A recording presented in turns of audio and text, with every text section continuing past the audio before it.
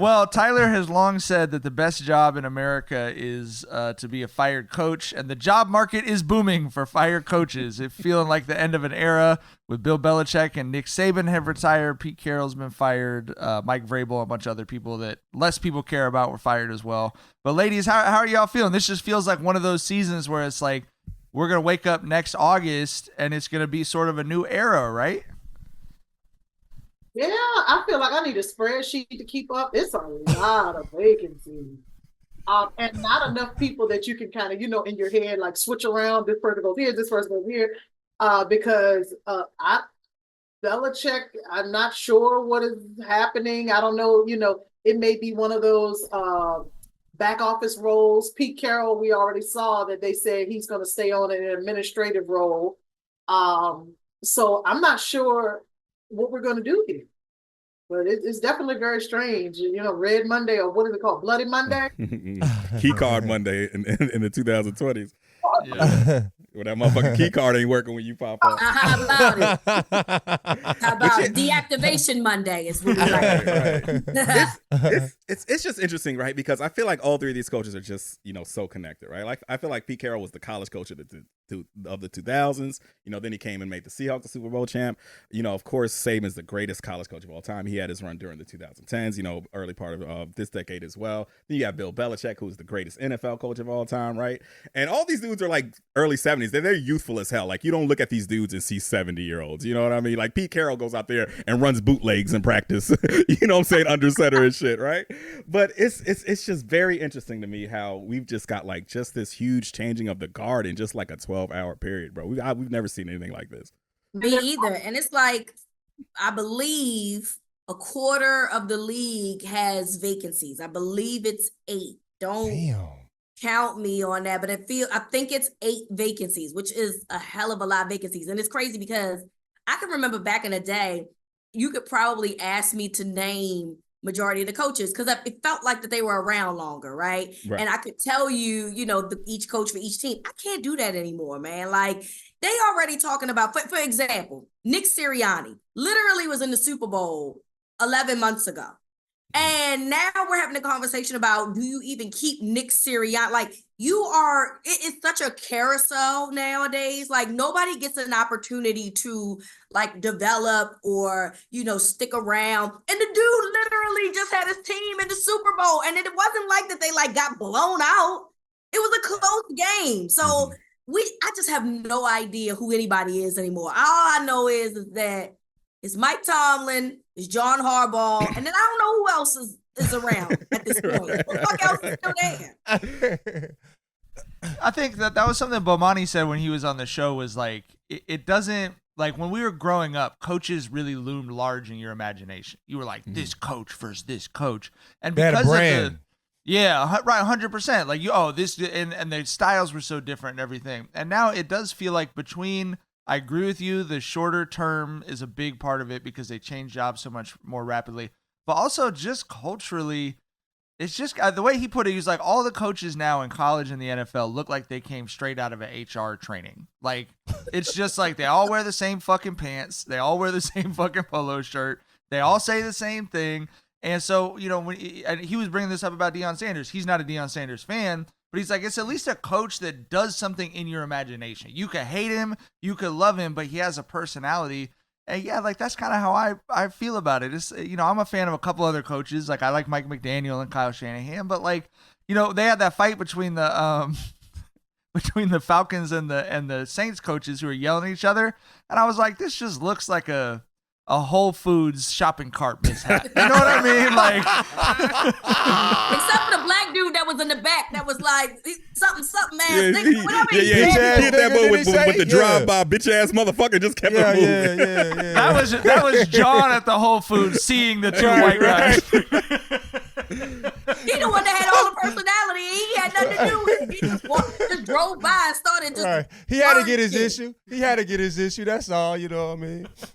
But yeah, it's something to be said for that about how job security has just kind of decreased over the years, right? Because this big three that we had retire, We saw how, Pete Carroll was the king at USC for all those years, super job security there. He left when he knew that those fucking investigations were coming, right? He was the Seattle coach there for 14 years. Harbaugh next. Yeah, right. And then, of course, we had, Nick Saban, most job security of any fucking coach in sports, period. You know what I mean? And then we had, Belichick, who, after Brady left, shit got shaky, but he still was there, 25 fucking years? So, we're in this era now where there's just no job security. Like Mike Tomlin is the only one I would be surprised if they got fired him. And even then, like, that fan base wants him gone, and I will never fucking understand that. But it's just job security is just not a thing of the present anymore. It's a thing of the past right now.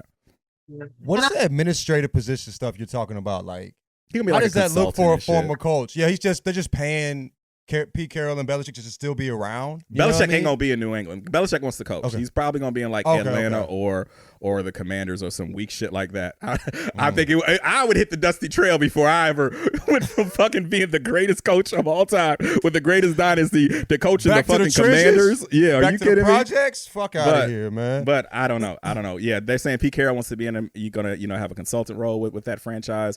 Bill Belichick's still looking to be a head coach, and Saban's just about done. Was Pete Carroll like ready to go, or did he really get let go? Or was that just more like, I'm 72, my nigga? He didn't sound like he was ready to go. Okay. He didn't sound like he didn't. He sounded like it was like a hey, kind of like a we're eliminating your position. Oh, okay. Right. We still want you around. We really like you, but you know what I mean? Yeah.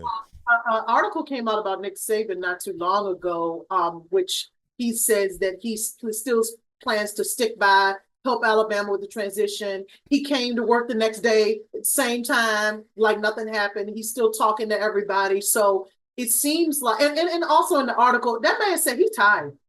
He said, I'm tired. He said, this is stressful. I don't feel the same way that I did 10 years ago. And then if you remember, there was a soundbite of he and Kirby Smart before the SEC championship when he said, I'm too old for this. The Danny Glover. Yeah, once you start rolling out the Lethal Weapon quotes. He was like, you a good coach. She said, I'm too old for this out here. So it seems like he's like, I want to go to sleep at night and not have to worry about winning the national championship and then recruiting the next day, So I think that, it sounds like he's going to have probably a very big say-so in the next coach. So that should be good for you. And he's going to help them along with their transition process. And they also need him because you want to try to retain some of those recruits. We saw hit the road yesterday, but we haven't seen anything else since. So, it'll be interesting to watch. I don't think people like that, like a Nick Saban and a Bill Belichick, I don't think that they actually can walk completely away. I don't think that it kind of be like, well, if I wasn't doing this, what am I doing? Y'all know the story of George Allen at Long Beach State coaching football? So he won Super Bowl with Washington. I mean, he was a top level Super Bowl winning coach and everything. He retired, and it's exactly what you said. It was like he sat around for, I think, 3 weeks, and then he was like, I want to get back into coaching immediately. And no one, I mean, he was really old. No one wanted to take him. He ended up taking a job at Long Beach State. He was basically the last football coach there. And it was a big deal that they were 6-5 that, because he had never had an under 500 season or something. But this dude was coaching in the Super Bowl like a couple years prior and was coaching at Vets, our football stadium here, which is on the junior college campus. Just like, I need to be out there. I got to be out there. You know what I mean? You can go from like football being part of your life, you know what I'm saying, to retiring. But when it's your life, like a Nick Saban, a Pete Carrol, like when your whole foundation of life is built off of that, it's hard to give it up. So I can understand that. We're like, what I've spent my whole life doing this. This is my life now at this point. How do I stop coaching? You know what I mean? How do I stop at least being a part of the game? And it goes with the players too, because they've been through it since Little League. You know what I'm saying? How do you stop playing? And that's why you see guys like Tom Brady put their whole personal lives in jeopardy because he like, well, this is all I know, babe. I don't know. Football is his personality. Like you said, don't let, like, that is your personality. That is your life. That is everything to you. There's some people that play the sport. There's some people that live the sport. And those guys live the sport. You know what I'm saying? Yeah. I have it on good authority that Nick Saban, they just got Damani Jackson from USC. Nick Saban took that meeting on Monday this week. brought him into the office, shook his hand, sealed the deal, got him to sign. I mean, he was like 2 days before he retired. He was like, let's make sure we get everyone signed with Alabama. Like, that's, I mean, you imagine us if we do this podcast for another 30 years. Can you imagine how little of a fuck we're going to give on the next to last episode? With that amount of money, we going to just log on and just stare at the camera, bro. You feel what I'm saying?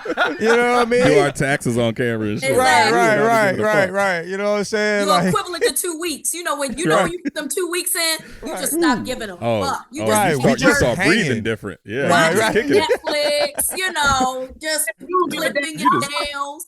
Right? Like responding to the emails you want to respond to. Yeah. Right? Letting the phone ring. You know what I mean? Fuck none of that. I hope someone answers it. DraftKings Sportsbook, an official sports betting partner of the NFL playoffs, is bringing you an offer that'll help make the playoffs electrifying. New customers can bet $5 on any game and get $200 instantly in bonus bets. The Cowboys are 7-point favorites against the Packers this weekend, and I'm excited to see how they manage to mess it up. Download the DraftKings Sportsbook app now and use code Jenkins. New customers can bet just $5 to get $200 instantly in bonus bets. Only on DraftKings Sportsbook with code Jenkins. The crown is yours.